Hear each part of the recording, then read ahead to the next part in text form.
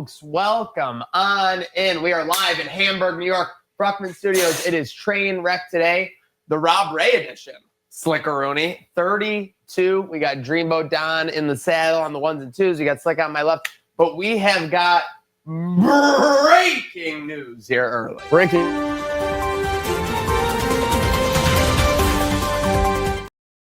Slick, I was asleep at the wheel. You tell me we've got some insider info from the Bills. Folks, breaking news from the Bills. Steve Tasker has been named as a semifinalist in the seniors category for the Pro Football Hall of Fame 2026 class. Don, it may be happening. It's happening. It's long overdue, but it's happening now, and I'm thankful for that. We've been saying it for years. Everyone's been saying it. Get him in the Hall of Fame. And, you know, we got these weirdos that are like, no, you can't have a special teams, specialist in the Hall of Fame. Well, meanwhile, every coach preaches about how important special teams are. So, I mean, just look at these stats. Way they overdue. Speak for themselves. 204 tackles on special teams alone, 7 blocked punts, 7 first special teams returner cover man named to 7 Pro Bowls. Dominated AFC for 4 to 5 years. You're leaving out my favorite one, the 1993 Pro Bowl MVP. Of course, how could I forget? Actually meant back something. when they were back when they were actually hitting on special teams in the Pro Bowl. The game. I want to say that he had a blocked punt and a punt return for a TD. So I think he absolutely dominated that game. Yep. Again, I've kind of gone through. I was a naysayer before on Steve Tasker. I was like, you need to be like, a prominent offensive weapon, defensive weapon, or whatever. But the more I grow, the more I look at how impact Steve Tasker had on the special teams of the game. This was a guy who was in the 1% of the 1% at his position. And that is what the Hall of Fame is all about, Slick. That's a guy that invented special teams, makes special plays, absolutely deserves it. We've been preaching to the choir for years. Hopefully 89 keeps advancing in these rounds as we go on from the semifinals. One Buffalo Bills entity that might be getting recognition at long last. And we've got another Buffalo Bills entity who has arrived at the world at long last. Sonny Haven Shakir. Let's bring it up. What a beautiful baby. I think it was a black and white photo. So, I mean, you couldn't see the what do you call it? The complexion? Yes. But what a beautiful baby. I know it was a little early. I got nervous. It was like 3 weeks early or so, 2-3 weeks early. But looks like it's just that pumped to watch the Bills win. Seriously. And when you want to post make it for Thursday Night Football. The nice thing is that, you get nervous, but then you post the Instagram photo, so it's all good. It would seem that family is all well. I'd like to say, too, I mean, great timing for Khalil. Probably is flying out today. So just absolutely perfect timing. Low-key, Sonny Haven Shakir might have came at the perfect time. I think he literally left Sunday's game. He got to skip Monday workday. Yep. He got to skip Tuesday workday. Now he's flying to Houston. I mean, is there any way we don't hammer this Khalil anytime plus 270? We gotta get on that right away. Also, line going up too with the Davis Mills news, but what's Poly market got that now? Well, I saw -6, I believe. So maybe that's due to the Sonny Haven news as well. Maybe they saw the Khalil news and they're like, my goodness, that's an extra 7 points on the board just from the perfect 10 alone. Yes. So obviously, the perfect 10 is a pass catcher, but when it comes to the pass catchers, Slick, we just got an update. It's going to be we didn't commit any penalties, but we're going to be shorthanded when we go down to Houston. Going to be shorthanded, which means we'll probably be bringing back a guy that wasn't there last week. So Dalton Kincaid, McCole Hardman, Curtis Samuel, all out. Sean McDermott just announced on the radio show. We talked about this too. Yeah. If he plays, absolute hammer. Absolute hammer. Absolute hammer. So Don, what Maniac and I were talking about last night, dub hunting. If this dude plays, you got to go Khalil and Keon parlay TD, right? I'm not putting any money on Keon. I can't do that in good faith. In Houston. He could. I mean, but scored the last time he played. I mean, we're short-handed, and Jaguars coach just said he called the Texans defense the #1 in football. Joe Brady just giving their defense some flowers. Great coach speak. I love the Shakir one. I'm with you on that, but Keon is not, proven that he's ready to go up against potentially the top or one of the top NFL defenses in the league. So, what do you think Keon Coleman anytime TD is tomorrow?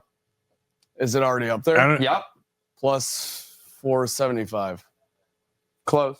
I was going to say plus 350. Plus 430. Terrell Okay. Shavers longer odds. So very interesting to see after that breakout What's game. Tyrell, 500? 500, yeah. But yeah, no, I think so. Here's the question for you guys as we get into Thursday night football eve. Obviously, a massive part of our success Sunday was gunning the ball 20, 25, 30 yards downfield constantly. We were pushing the ball downfield.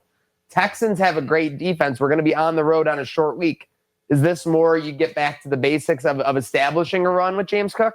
Yeah, well, I think especially after last week, the versatility is there in the passing game now. It gives the defense and the D coordinator a lot more to think about because people already know what James Cook is capable of. And then you bring in Ty Johnson with his versatility as well in the backfield, scoring from 52 out. Ray Davis looks good in the passing game as well as the running game, as well as James Cook. So I think there's a lot more for the Texans D to think about. They're going to be a lot more on their toes than people may think. And I think the line reflects it. But in terms of back to the basics, I think you do mix in a little more run game than you had this previous Sunday. Speaking of Ty J26, did we get any update on the fine? No fine as of now. No fine as of No now. fine. All right, come on, can No we go fine. back to being Let's the fun go. league? Come Let's on. do Yeah. a little humping in the NFL, Yeah. John. I mean, hey, it was nothing wrong with if it's on the ground, I think. That's the issue. I think when Rico Dowdle did it, it was in air, hands behind the head. Saw that. When you do it to the ground, you got some that area is being obscured. So it was missionary. Yeah. Also, it's how God intended. Missionary. Yeah. Every night. Also, 2 pumps, not 3. That's crucial. Yeah. Yeah. Oh, dude. I was surprised how quick he finished there, but I also was surprised that he found the end zone 50+ out. So I guess I shouldn't be jumping to That's, something. it's Maniac's favorite phrase. Yeah, sure. Surprised how quick he finished. Ty's a freaky guy. I'm always going to be surprised at how quick a man can finish. With that said, the Bills are going to need to finish tomorrow in Houston. This is a short week, and then we've got a long week before the Steelers. But you can't look ahead to the Steelers and Aaron Rodgers, and maybe he has a broken wrist or whatever. Houston Texans, Davis Mills. We've had some rhetoric from the Trainwreck boys. Can't lose this game is what they're saying. Now, obviously, I think all Bills fans feel that way. What makes you nervous about this Houston matchup, Slick? It's definitely their ability to probably defend us. I'm not really sure how I'm feeling about the offense with Davis Mills in. It's definitely an X factor as opposed to CJ Stroud. But then again, this Texans O-line is absolutely terrible. I think we can get some pause on them. It's got to be the secondary and their ability to defend us, how we can adapt to that, how we can make strategic changes to our game plan as the game progresses and Joe Brady sees what the defense is throwing at us. Don? Yeah. So, Bills fans, I got some good news. I got some bad news. Here's the good news. We're going to win this game. Let's go. For sure. The bad news is it's not going to be sexy like last week.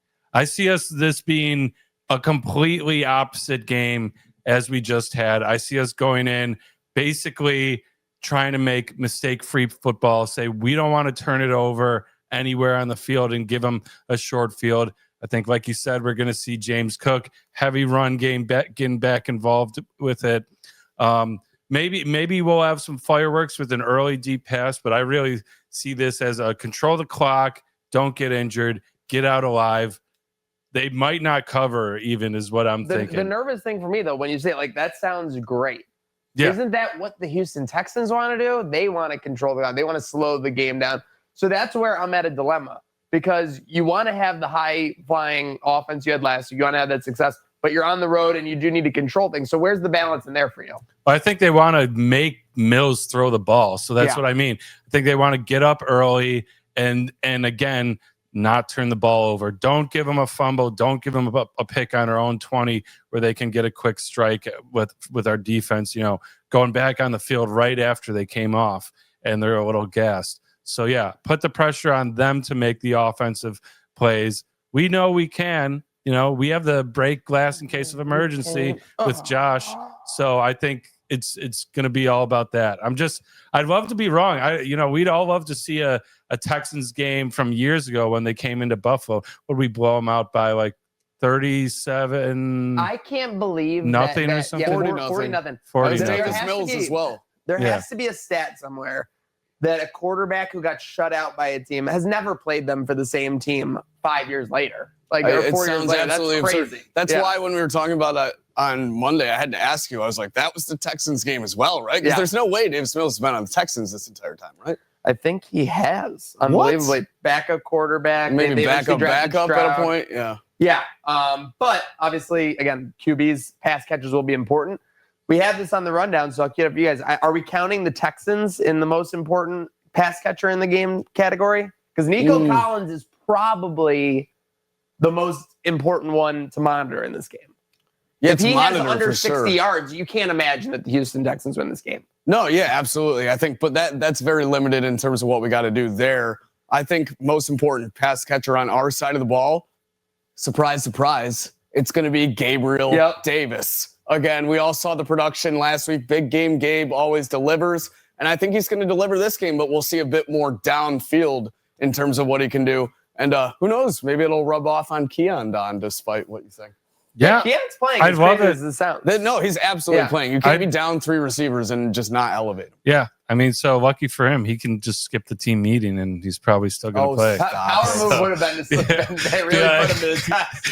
Yeah. I know. But listen, I mean, we're all like, it's such a weird spot with Keon because it's like last year he was very much liked amongst the fan base. He made some plays, but there were still the holes in his game and there were still things that were apparent. The training camp, I mean, there was a highlight every day from training camp. Highlight every day. Everyone was talking about how swole he looks. And again, but it seems like I don't want to, accuse him. I feel like Buffalo fans have kind of given up on Keon a little quickly. That's all I'm saying. Very quickly. Because they love Josh so much. And when you see Josh having success right away without Keon, it's kind of like, like a problematic family member almost. So it's a very interesting situation to see. I don't know. It's been, a year and a half and it's, there's only been a few glimpses. I'm not saying so on record, I think on the show after Miami, I said I was out on him, but I said, I just got to see it. I'd love to see it. I just got to see it. So if you want to say, I'm out on him, I think I've given plenty of opportunities, some of these 50-50 balls. He just doesn't look good. You absolutely did say you were out on him. So yeah, I'd love to see it. Show me. Officially out. If he does anything good, Slick and I are still in. I think that's where we're at, right? Still in, yeah. And I feel like Bills Mafia that is out. It's almost like they're out on like a girl they still love. They need to make the decision for their own better. But they prom is coming. But up. if something like great happened, they'd be back at their side in a minute. If Keon goes out there this week, we win by 20, and he has 2 tutties. You think anyone is going to be like, "Oh, he's a loser. Keep him out of the lineup"? No, it's all binary. Steve Smith Sr. is going to go on ESPN and be like, "He's the best receiver I've ever seen." He can NFL level. Yeah, I mean, your point. He's a nice guy. He's a good guy, but sometimes you got to say, I can do better. Yeah, I can do better. The only thing for me, just to put a button on it, is like we didn't score 44 just because we took Keon out of lineup. Now you could say other guys got volume. The game plan was completely different. We were throwing so far down the field compared to how we typically do. We can't do that with Keon in the game. Just because one receiver's in the game, we can't throw down the field. And these were all, like you were saying, going across the middle. It's not like they were deep separation routes. Yes, no. Keon can get open. Not if he runs like he did on that 4th down. Everyone loved talking about. Yeah, Don, like a big smile on his face. He's like, I know I said it was last week. You're still out, dude. He was trying to seesaw. You're still out. I never seesaw. No, I only see. Bro, remember in your I don't see saws. I see wins. You've seen all of saws. I see. To be fair. Last note on the NFL as we get ready for this weekend and obviously beat the Texans tomorrow. Jamar Chase suspended for 1 game for spitting. He appealed, which typically buys you like a couple business days. And there was some hope like, oh, maybe this will stretch him through this weekend. Less than 24 hours. They're like, no, you spit on the guy. You're suspended. Yeah, I mean, he's caught in 4K and lied about it. Yeah. Like, I don't know what your appeal is. The penalty for lying should low-key be worse. Just an attack on another game. Like you should get an extra game because you lied. Like everyone saw you spit. If we didn't have video evidence, we would have got fooled by your lying. So that should be a penalty. Yeah, I mean, it's like when you challenge an offsides in the NHL and you lose, get in the box. You know, if you're gonna appeal, no difference, and be like, no, I'm innocent, and they're like, we got the tape, we got the footage. You're caught red-handed. You're done. The footage also, is in. hey, public service announcement: stop spitting on people. What are we doing? There's a grown man spitting on people. I mean, it's like the Austin Powers thing when he gets random task. Yeah, random task throws. Who throws a shoe? Honestly, you fight like a woman. Like what are we doing? Spitting on each other. It's just weird. It's weird. I like. Have you guys ever been in a tussle where you're like, you know what? I want to shoot a loogie at this person. Yeah, like, I want to hit this person with a loogie. No, and just it's a one-way ticket to get your ass The only thing that athletes do get credit for is that they're accurate with their spit. I'll say when they spit a loogie, it's like going most of the time where they want it to go. If you or I spit a huge loogie right now, I don't think we have loogie accuracy. I'm not a spitter, so I would try it, just dribble down my chin. You've never never spit. Speaking of nobody spitting out, but on the right track. Your Sabres, Don, gut on Monday is the only way to describe it. 5-1 win over the Oilers, Colton Ellis. Yeah, love it. I mean, they controlled that game front to back. That was a controlled game. I was sitting there, it was tied 1-1, and I leaned over to my buddy John, my sweet season ticket partner, and I said, they're controlling this game. You had McDavid getting in the box early. It results in our first goal. Yep. He gets -2, only 2 shots, couldn't do anything. Now, a lot of the game was fought. I'm going to say the shots at the end of the game, bogus stat, because they got like 8 extra shots when we were just like sitting back up 4-1. Yeah. You know, I have no problem with playing defensively like that when you're up 3. Lots of Oilers fans out there. Alberta's finest. You were talking about him. I was saying, and there's a lot of young fans. So I think it was a situation where there's a lot of Buffalo young fans that are like, I don't want to root for losers, so I'm going to root for McDavid. No, it's the same thing happened in football. There's a bunch of friends that I have that all are like Colts fans or Patriots fans or Ravens fans. Yeah, they're the real losers. By the way, too, I'm not going to lie. Some of these kids, Sabres are up 4-1. Empty net goes in 5-1. I turn around, the tears start flowing. Oh no! And I put a big smile on my face. How dare you? If you're gonna raise your kids as Oilers fans and you're from Buffalo, I'm gonna enjoy those tears. It's gonna be a fun ride back to. I'm gonna enjoy those tears, buddy. And I'm gonna blow a little kiss on my way out. All right, so let me challenge you guys here. Who has surprised you more? Because one guy has dominated, one guy has been super serviceable / good. Noah Ostlund hasn't stopped finding the twine since he got called up. People are saying he can't go back to, garbage plates. But you also got Colton Ellis. I mean, like, UPL has nowhere to get in the game here. Yeah, it is a bit crazy. With the 3-goalie rotation, I feel like they can find a way to keep that in the mix, though. Keep the 3 goalies rotating. Noah Ostlund, though. Don't send that guy back anytime soon. No. He is a stud keeper. Do whatever you got to do. I was just so impressed last night out of the 3rd and 4th line play. That was the biggest thing for me. Yeah, Roseanne, too, playing great. I mean, he's had like 3 or 4 games back to back where he's played great.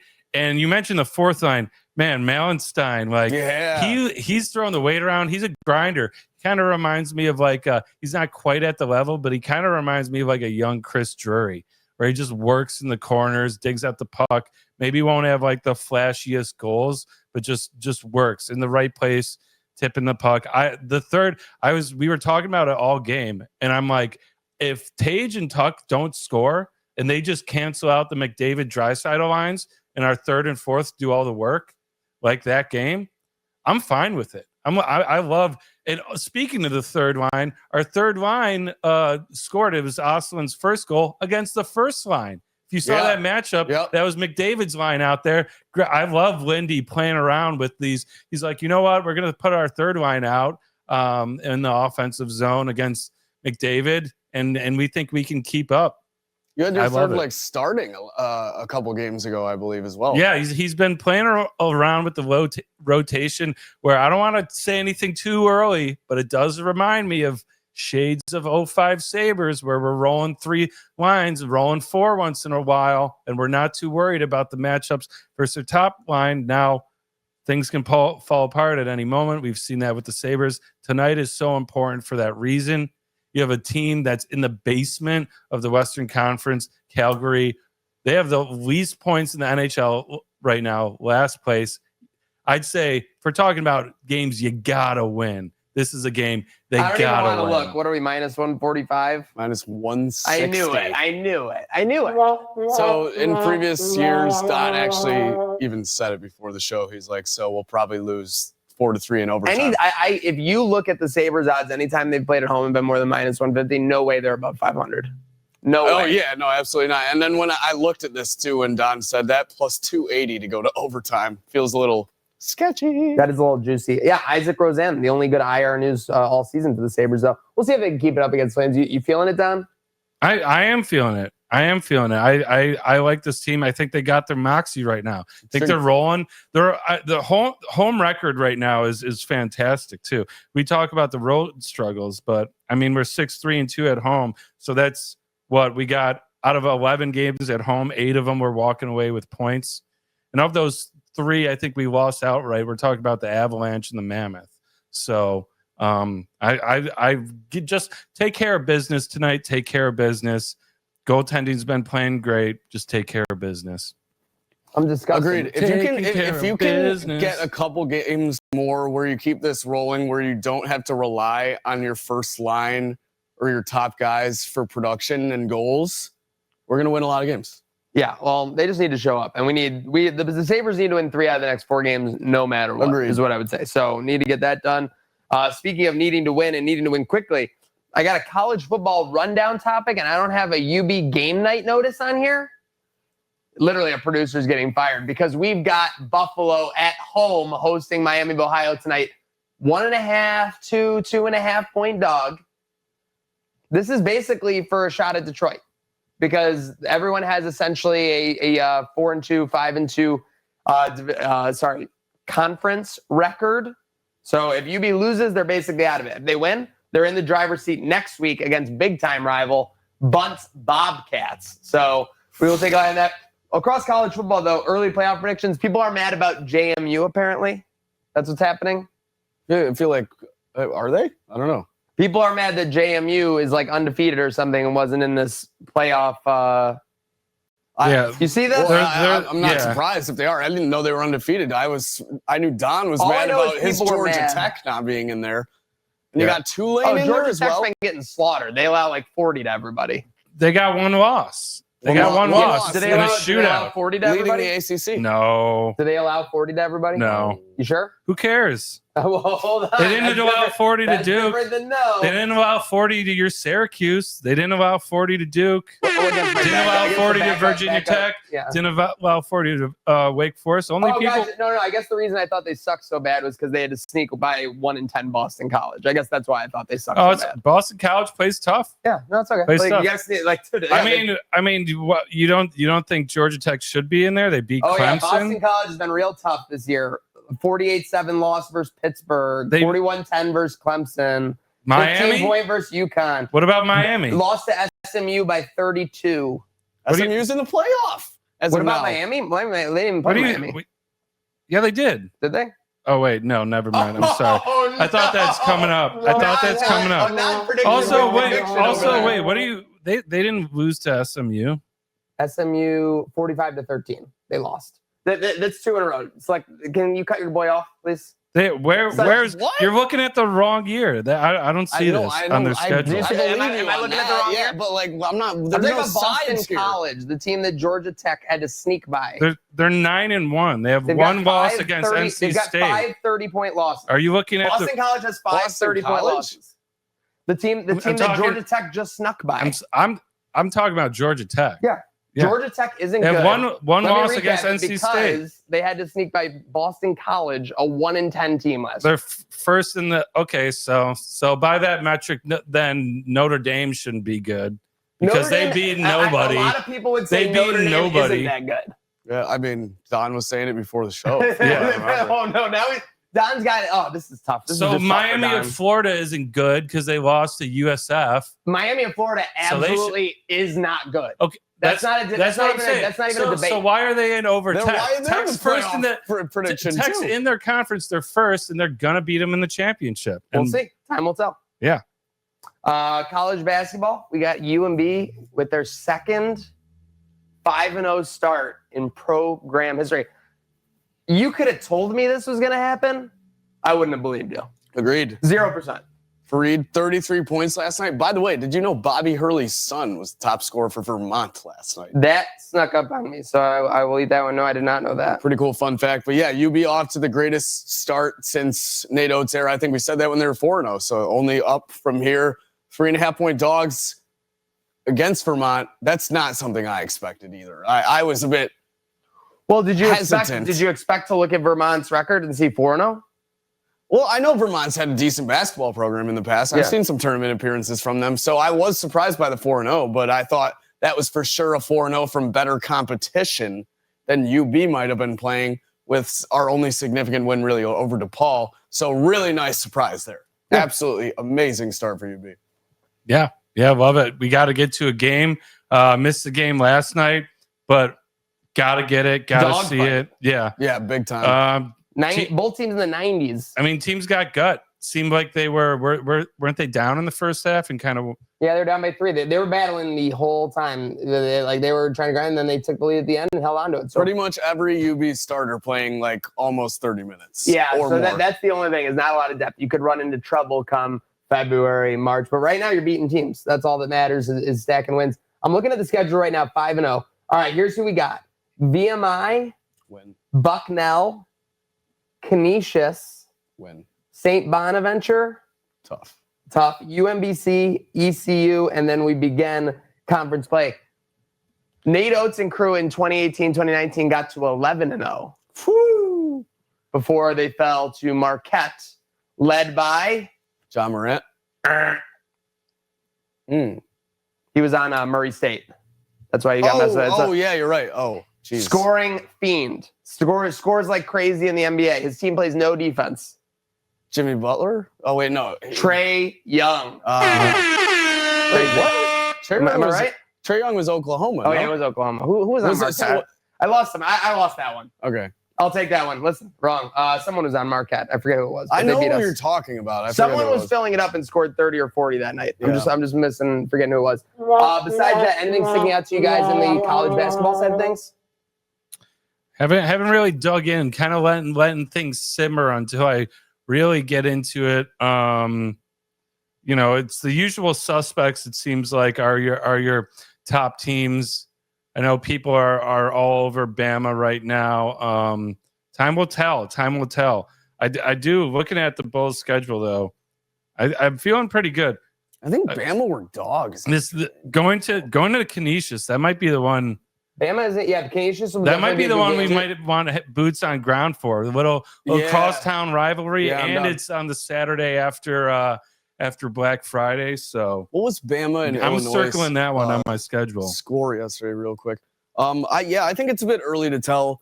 You had your Duke, Kansas last night. I think Duke probably covered with the win there, as well as I think Michigan State upsetting. It was either UConn or BYU, something along those lines. Kentucky, that's right. That was one up early where Michigan State mostly dominated the way through.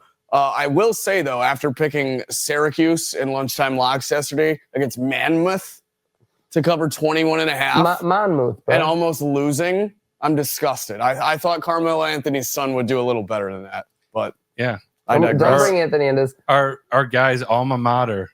Yeah, well, yes, that's further than the point, but yes. Yeah. By the way, so I completely forgot this guy for the Marquette Golden Eagles in that UB game.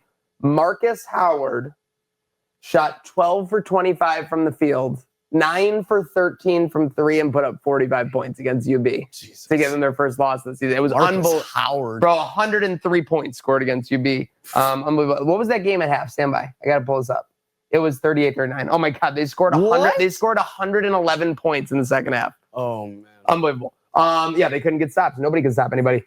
Speaking of which, NBA, it seems like the scandals have finally died down to where it's not the only thing that's being talked about. Is that fair? Yeah, yes and no. Pistons are still going. Pistons are thriving. 13-2. Yeah. I mean, that they got a hell of a team right there. Jalen Duran is the real deal for sure. Don, you looked like you were about to jump in with the gambling stuff there. I mean, I think like we said, so many other stories came out that it gets lost in the shuffle. It's like you know, you get detention once. If you're it's the end of the world. If you're a kid that's, you know, straight A's. If you're a kid that's, you know, gotten detention 20 times and you get one more, what, you know, who cares? It gets lost in the shuffle. So I think that's happening. It's kind of chilled out. Gambling Twitter doesn't think it's chilled out. I'll tell you how much. Yeah. So I wrote that. I don't know. Gambling Twitter always crazy. There's so much drama going in there with the rough rowdy. This is gambling Twitter. Yeah. You're looking at gambling Twitter right now. Should we get it? I don't know. I mean, we don't even have to, but let's face it. Like if you ever watch comments from a game from people who are gambling, like psychos, like we might say something to each other, like, oh, you know, but to actually put opinions out there and things like that, no, that's crazy. I know one or two. Yeah. I mean, it's constant. Anytime I'll open up Twitter, maybe it's like 8, 9 o'clock. I'm gonna check it real quick in between like games or a halftime of what I'm watching, and it's just tweet after tweet from people, especially if I'm on the For You page where I'm getting people I don't follow, and it's just like, oh, the fix is in. They call it a foul. Yeah. They're gambling. Players are gambling, and so yeah, this whole controversy. FBI investigate. The best ones are like where it isn't even like about a player prop. Like someone's going and like filming the play of the game that lost them money, and they're like, "See that rebound right there? Is that not Otto Porter Jr.?" Oh no! It got rebounded by him. I love that. I think our guy Stephen Che at Barstool loves doing. He loves adding the NBA like. This was an assist. Like, and it'll be like the ball will deflect off his hand. So like tell it's me crazy. why the rebound went to DeMar DeRozan. So this brings up our next point, and I'm glad we have our tinfoil hats on, Don. Yeah. I'm Adam Silver. I'm literally eyeball deep in scandal. How do I get out of it? I go to my guy Draymond Green. I say, cause a little stir, bud. Yeah. Cause a little stir. Because he's got nothing better. I'm telling you, like, this is absolutely. What were the two things that Adam Silver can make the call on? Hey, Draymond Green, cause a stir. Hey, LeBron, come back like as soon as possible. Yep. Bang. The scandals are done. Yeah, which Jeff Green double bang. By the way, to the LeBron, I saw so many people being like, "What? You're offering me free money minus $850 for LeBron to get 10 points? Oh, I'm taking that." People putting enormous amounts of money. Guess how many points he got? Oh, because I saw this. Like, people, you're right. I saw like the over 5.5 first quarter. Like, oh, this is for my like. What did he get? 6 points total. 11. Oh, no. Hit it by the skin of his teeth. Wait, who is this? LeBron. So everyone on gambling, NBA gambling Twitter. Bronny? Yeah, no, LeBron. He's back. He played last night. He played last night. Oh my God. 11 points, 12 assists. Oh my God. He played 30 minutes. LeBron James makes historic season debut, but it's only historic just because it's his 23rd season. It has nothing to do with his performance. I thought he was on the way back. I didn't realize I was in 30 minutes. 30 minutes. Oh my God, he's got sciatica. I didn't notice that. I didn't know that was what. That's like the old man So you're right. So Monday, it was like he might be coming back, and I put that in the show notes. And then last night, it was just all of a sudden like okay, he's back. Starting. So I had to emergency edit show notes. So I thought you told me last season that they got rid of these LeBron 10+ point props because everyone is just making a boatload of money on him. Nope. Well, I think they were hoping that he was going to get limited time, but he played 30 minutes. So. But he was dishing the ball. Sciatica, and he plays 30 minutes. 11 assists. Yeah, it must not be that bad. But I mean, think about the hyperbaric chamber, the treatments. Is that like versus a normal sciatica? Like, are you kidding me? For sure. Might be perked up. LeBron's literally probably got 3 to 5 people. Lay Percocet. No, that's dangerous. Allegedly. But think about it. Realistically, 3 to 5 people are probably tasked with LeBron's well-being. For sure. Like making sure he's taken care of. Like I'm saying, that's crazy. Like an ecosystem just around an athlete. 100%. For sure. You saw those reports back then. He's spending like a boatload of money on his body each year. Oh my God. I didn't know the Thunder already kind of pulled away with the NBA championship. Yeah. What plus 130 probably? plus 175, but nobody else is below plus 600. Okay, Shai Gilgeous is like plus 135 to win the MVP. What? They're just scoring machines, and they're like 14-2 again. Yeah, they're on pace probably to go for that Warriors record. They gotta have a lull at some point. I hope so. And it'll be a 10. Yeah, I hope so. And it'll be a 10-game like stretch. That'll be the time to bet against them, honestly, because there'll be some juicy money lines, some juicy spreads as well. But yeah, we'll keep an eye on the NBA side of things. I actually think Oklahoma right now is not. They're winning, but they're not cashing the. I think they have a pretty bad against the spread record. Let me see this. Should we? Yeah, we'll look that up when we find it out. We'll figure that out. Maybe we should fade OKC right away. The spreads. Yeah. I mean, I would have thought with LeBron coming back last night, that would have been the perfect night to fade the Lakers. But then Luka goes off for almost 40. So they're 8-7 against the spread right now. So not great. Not for that big of a favorite, not great. For sure, it might be the time. Especially because they're above 500 against the spread. Yeah, they probably are getting some crazy spreads. Yeah, for sure. And again, teams are always playing their A game. This is the championship favorite for sure. Speaking of your A game, surprise, Helwani with Tony Khan yesterday, Slick. Yeah, I was just caught up on this before the show. Pretty funny, the whole attitude of all this. Ariel's doing the introduction. He's like, this is a day I never thought would happen. He really played into the kayfabe of like their not great relationship, essentially. But to me, it was just like Ariel got butthurt that Tony didn't want to answer legal questions the first time. And now here we are. It's like this whole celebration day that should go down in history where they're coming together, extending the grapevine, if you will. I went through all the highlights of this. Not too much juicy stuff. You had like the Punk return where Tony was willing to talk a bit more. Talked about WWE counter programming, which is cool to hear about. The clip I saw that people were the most surprised about was how he said he was friends with all the people who took that photo, and he really wasn't affected by it. Yeah, Jade, Ricky Starks, Cody, CM Punk. I believe him. I don't feel like Tony. If you have $1 billion, you're not as like petty as the internet will make you out to be. People think like just because this dude said some Twitter rants and whatnot, and he's a competitive guy amongst the wrestling business, I feel like he doesn't have a hateful bone in his body. Also, by the way, how funny did you watch him walking onto the set? It was like the most awkward, nerdy thing ever. No. Oh, yeah. It was pretty great interaction. The thing I can't get, though, with his suits, why do his shoulders look so wide? Like, his shoulder jacket. Like, so straight across. Dude, that's what I'm saying. Like, because he wears these bigger jackets. He's not a big guy. Like, he's very slender, like, thin or whatever. It is an Olive Branch Creek. Thank you. It is an Olive Branch. What did I say? I don't know. No one knows. But anyway, so give our Creek guy love. War Games lineup is set. Are you excited for Survivor Series next week? I actually am. That Raw we were on, we were dub hunting at the time. Yeah. They really got you going with the end of that episode.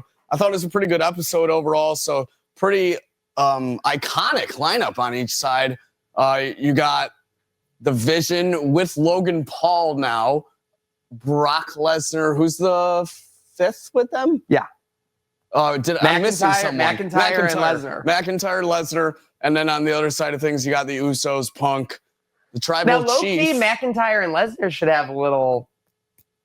Yeah, I mean, is that just Heyman getting them on the same page? Yes, I get it, but let's make it real. Like they should definitely have a little. Like if we're gonna do storylines where Charlotte Flair won't team with Rhea Ripley for Survivor Series, then it absolutely makes sense. Well, you also thought that Brock was going to go in there and be huddy-duddy with Cody after that. I thought that they were playing it off that way, that there was a chance that he could be returning for the faces. I thought.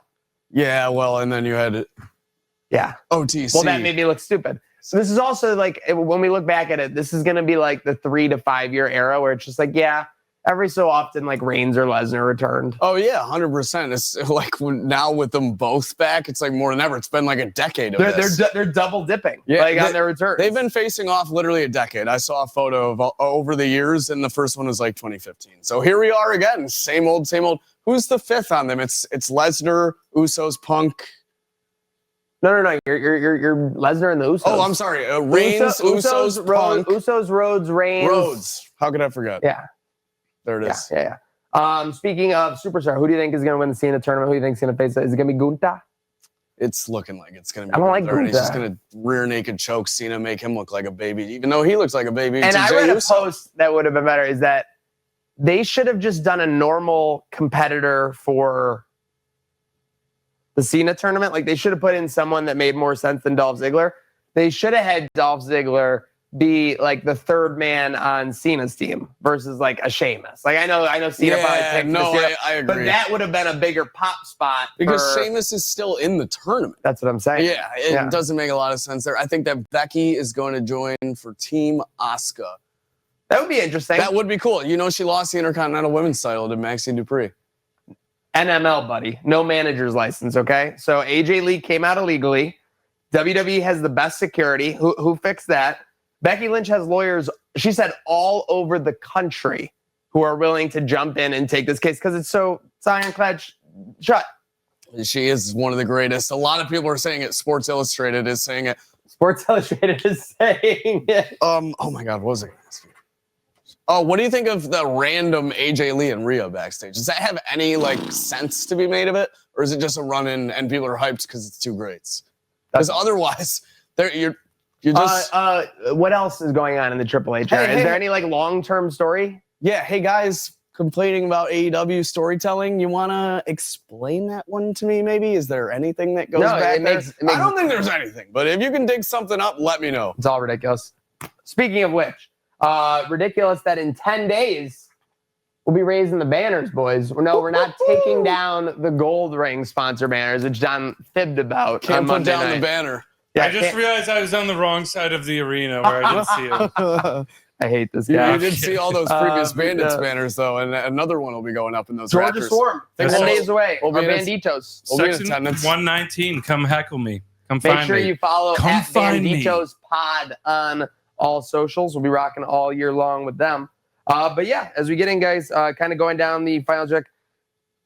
Bill Belichick attends an adult cheerleading competition. Don, I'm going to let you kick this one off. Yeah, listen, I know you are sick of even acknowledging this man's existence, but I'm gleeful. I'm loving it every time a news story comes out where he's just taking his legacy and taking a blowtorch to it just for whatever is going on there. It is it's amazing. It's hilarious. As a Belichick hater, you got to be loving moments like these.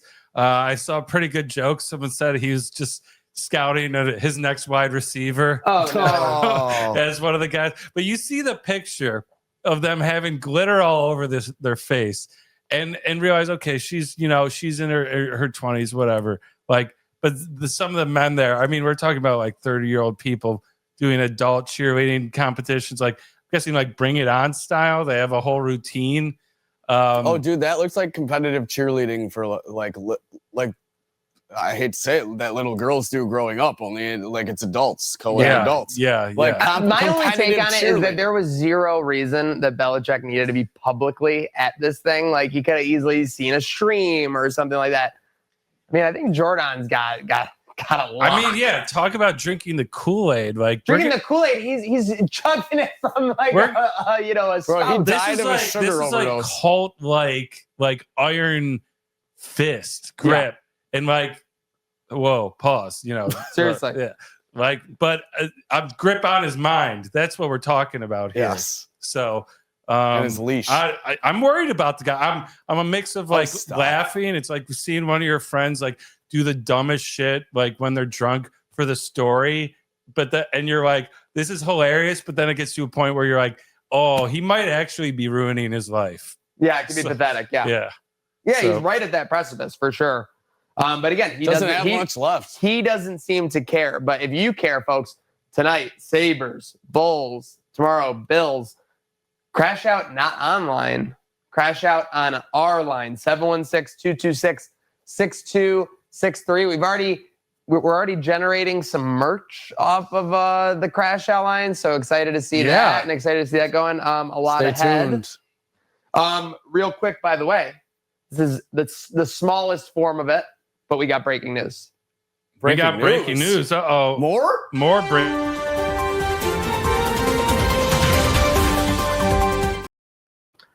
Here on Trainwreck today, episode 32, 3 minutes ago, a wide receiver who's 32, Trainwreck today, 32, was just released to waivers by his team.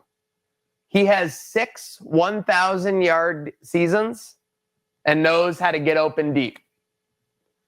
Brandon Cooks is a free agent as of just a couple minutes ago. Is this a target for potentially Buffalo? With the inactivity Well, you got the injuries, That's what I meant. No, yeah, sorry, not inactivity. The injuries that are coming to us. You can't have Curtis Samuel just keep getting injured. Brandon Cooks is a great little supplement. Especially if Josh Palmer gets back up on the shelf. I hate to say it, but yeah, you got to have something ready to go. 3 down, bring him in. Why not?